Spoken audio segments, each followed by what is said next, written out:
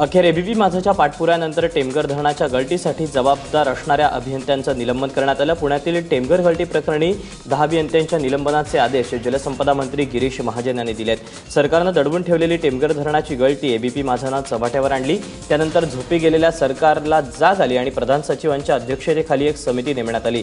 चौकशीअंती 25 अभियंते दोषी ठरवण्यात आले होते, मात्र त्यातले 15 अभियंते सेवानिवृत्त झाल्यानं उर्वरित 10 अभियंत्यांचं निलंबन केलं गेलं आहे। या प्रकरणात आतापर्यंत कंत्राटदार आणि अभियंते अशा एकूण 34 जणांवर गुन्हे दाखल करण्यात आले। 10 अधिकारी जे आज सर्व्हिसमध्ये आहेत, जे कामावर आहेत, त्यांची निलंबनाची कारवाई मी कालच त्या ठिकाणी केलेली आहे। जे सेवानिवृत्त झाला त्यांची विभागीय चौकशी त्या ठिकाणी सुरू आहे। जे आरोप यांच्यावर आहेत ते आरोप त्यांच्यावरही आहे, जे शिक्षा यांना होणार आहे ती शिक्षा त्यांनाही होणार आहे।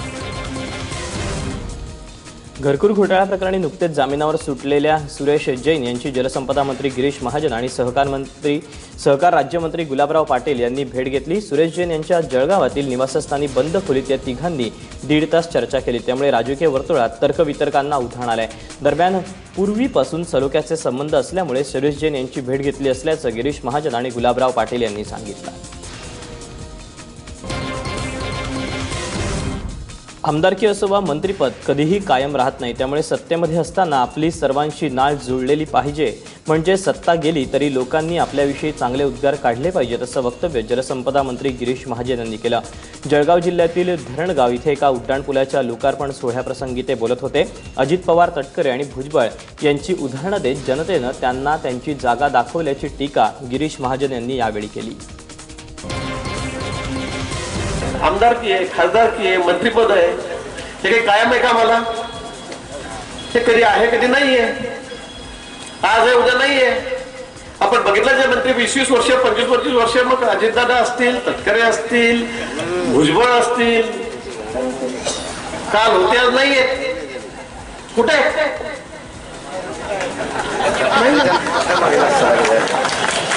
त्यांनाही वाटायचं की आमचा अमर पट्टा आहे, हा कोणी काढू शकत नाही, आम्हाला कोणी हरवू शकत नाही, परंतु आज जनतेने त्यांना त्याची जागा दाखवलेली आहे। वाहन चालकांच्या हल्ल्यात मृत्युमुखी पडलेले वाहतूक पोलीस कॉन्स्टेबल विलास शिंदे यांच्या कुटुंबियांनी शिवसेना पक्षप्रमुख उद्धव ठाकरे यांची भेट घेतली। शिंदे कुटुंबियांनी पोलिसांच्या संरक्षणासंदर्भात उद्धव ठाकरेंची सविस्तर चर्चा केली। या बैठकीला मुंबईचे पालकमंत्री सुभाष देसाई, आमदार अजय चौधरी, सुनील शिंदे हे देखील उपस्थित होते।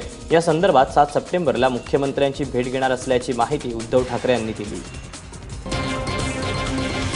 त्यावेळेला जे काही राजकारणी जातात ते आपापल्या पोळ्या भाजून घेतात, पण पुन्हा हे संपूर्ण पोलिसाचे कुटुंब उघड्यावरती पडतात। मला तसं करायचं नाहीये। मी स्वतः यांच्यासोबत मुख्यमंत्र्यांच्या भेटीला 7 तारखेला जातोय। सोबत माझे मंत्री असतील, आमदार असतील, आणि मी त्यांना सांगितलेलं आहे की ह्याचा आता पाठपुरावा करण्याची जबाबदारी शिवसेनेने घेतलेली आहे। महाराष्ट्राचे माजी मुख्यमंत्री आणि केंद्रीय गृहमंत्री सुशीलकुमार शिंदे यांच्या अमृत महोत्सवी सोहळा हा सोलापूरमध्ये मोठ्या थाटात पार पडला। काँग्रेस नेतृत्व, महाराष्ट्राची जनता आणि कुटुंबियांच्या बळावरच आपण जीवनात यशस्वी होऊ शकलो, अशी कृतज्ञतेची भावना शिंदे यांनी यावेळी व्यक्त केली। सोलापूरच्या पार्क स्टेडियमवर झालेल्या सोहळ्यात राष्ट्रपती प्रणव मुखर्जी यांच्या हस्ते सुशीलकुमार शिंदे यांचा सत्कार करण्यात आला। यावेळी राष्ट्रवादी काँग्रेसचे अध्यक्ष शरद पवार, मुख्यमंत्री देवेंद्र फडणवीस, माजी गृहमंत्री पी चिदंबरम, महाराष्ट्राचे राज्यपाल सी विद्यासागर राव, त्रिपुराचे राज्यपाल DY पाटील यांच्यासह राजकीय क्षेत्रातील दिग्गज मंडळी उपस्थित होती। ज्या ठिकाणी त्यांनी विधिमंडळाची निवडणूक लढवावी असं आम्हाला वाटत होतं आणि त्यांना संधी मिळाली नाही, ज्यांना संधी मिळाली त्यांची आवड परमेश्वरावर झाली आणि त्यांचं निधन झालं, जागा खाली झाली। पुन्हा एकदा संधी, आणि सुशील पवारांना ती संधी काँग्रेस पक्षाने दिली। सातत्याने त्या ठिकाणी आपला लढा देत आणि विषम परिस्थितीवर मात करत ज्या प्रकारचं कार्य हे शिंदे साहेबांनी या ठिकाणी केलं, खरोखर मला असं वाटतं की तरुण पिढीकरता ज्यांच्याकडनं काही शिकता येईल, ज्यांच्याकडनं काही प्रेरणा घेता येईल, अशा प्रकारचं व्यक्तिमत्व हे शिंदे साहेब आहेत। नागपूरच्या हिंगणा परिसरातील देवळी सावगी गावावर दुःखाचा डोंगर कोसळला, कारण गौराई स्नानासाठी बंधाऱ्यावर गेलेल्या 6 महिलांचा बुडून मृत्यू झाला. पुन्हा एकदा कंत्राटदाराच्या अक्षम्य हलगर्जीपणानं गोरगरीब जनतेचा जीव घेतला. बंधारा बांधताना खोदलेला खड्डा कंत्राटदारानं बुजवला नाही, त्यामुळे पावसाळ्यात त्या खड्ड्यात पाणी जमा झालं. सकाळी 5 तरुणी आणि 1 महिला गौराईच्या स्नानासाठी पाण्यात उतरल्या, मात्र पाण्यातल्या खोलीचा अंदाज न आल्यानं या महिलांचा बुडून मृत्यू झाला. नागपूरचे पालकमंत्री चंद्रशेखर बावनकुळे यांनी या प्रकरणाच्या चौकशीचे आदेश दिलेत. तसंच दोषी अधिकाऱ्यांवर सदोष मनुष्यवधाचा गुन्हा दाखल करण्याचा शब्दही दिला आहे. एबीपी माझाच्या बातमीमुळे ज्याप्रमाणे बेजबाबदार अधिकाऱ्यांना दणका मिळाला, त्याचप्रमाणे बलात्कार पीडितेला मदत मिळवून देण्यातही माझा यशस्वी ठरला. तुळजापूरमधील 7 वर्षीय बलात्कार पीडितेचा संपूर्ण खर्च राज्य सरकार करणार आहे. योग्य त्या रुग्णालयात पीडितेवर तातडीनं उपचार व्हावेत असे आदेश मुख्यमंत्र्यांनी दिलेत. 16 तारखेला तुळजापुरात 7वीतल्या चिमुरडीवर 15 वर्षीय मुलानं बलात्कार केला. यानंतर पीडितेच्या कुटुंबाकडे मुलीच्या उपचारासाठीही पैसे नव्हते. ही बातमी एबीपी माझानं दाखवल्यानंतर पीडितेच्या कुटुंबाला पुढील उपचारासाठी मदतीचा ओघ सुरू झाला.